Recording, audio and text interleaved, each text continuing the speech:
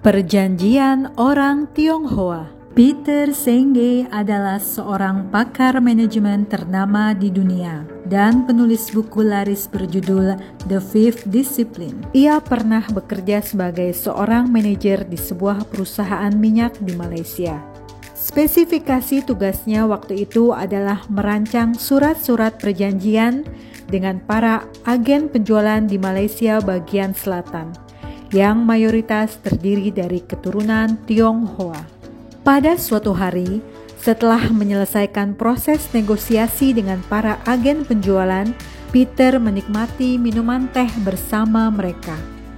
Peter juga berbincang cukup akrab dengan mereka layaknya teman lama. Setelah itu, Peter Senge mengeluarkan sebuah surat perjanjian mengisi kolom kosong dengan angka yang sudah disepakati bersama dalam negosiasi tadi.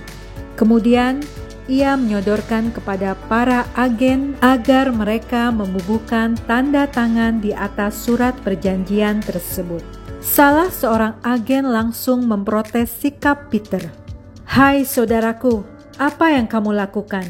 Kamu salah jika berpikir kami akan menandatangani surat perjanjian itu," tegas salah seorang di antara mereka. Seorang agen lainnya tak tinggal diam. Ia kemudian berkata, "Jika sudah sepakat, untuk apa meski menggunakan surat perjanjian? Perbuatan kamu ini justru menyebabkan saya curiga.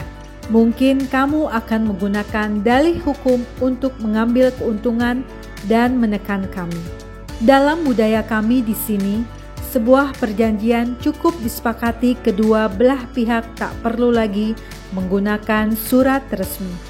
Kami berpendapat bahwa surat perjanjian tak dapat memberikan jaminan apapun," sambung agen yang lain. Peter Senge tertegun mendapat penolakan keras dari mayoritas agen tersebut. Pendapat mereka ada benarnya. Peter pun menyetujui kemauan para agen tersebut karena khawatir jika ia paksakan, maka penandatanganan surat perjanjian itu hanya menjadi simbol formalitas belaka tanpa memberikan efek kepatuhan terhadap kesepakatan seperti yang diharapkan. Pesan dari cerita di atas: segala bentuk kesepakatan akan memberikan hasil akhir memuaskan bila masing-masing pihak mempunyai kesadaran yang tinggi untuk memenuhi tanggung jawab. Kalaupun ada peraturan hukum yang cukup rumit dan mengatur segalanya secara rinci, tetapi selama tidak ada kemauan dari masing-masing atau salah satunya untuk melaksanakan kesepakatan tersebut, maka akan timbul kekacauan. Fenomena di atas menunjukkan sebuah budaya yang patut kita tiru, yaitu budaya untuk patuh terhadap aturan yang sudah disepakati bersama, apalagi jika ada hukum yang mengikat. Sebenarnya, kerja manajemen adalah berbincang bersama-sama sambil minum kopi. Di salah satu sisi, kita harus banyak belajar dari orang Tionghoa. Pesan Peter Senge. Namun, akhir-akhir ini, kesadaran untuk patuh terhadap perjanjian yang sudah disepakati bersama atau hukum yang sudah berlaku semakin menipis.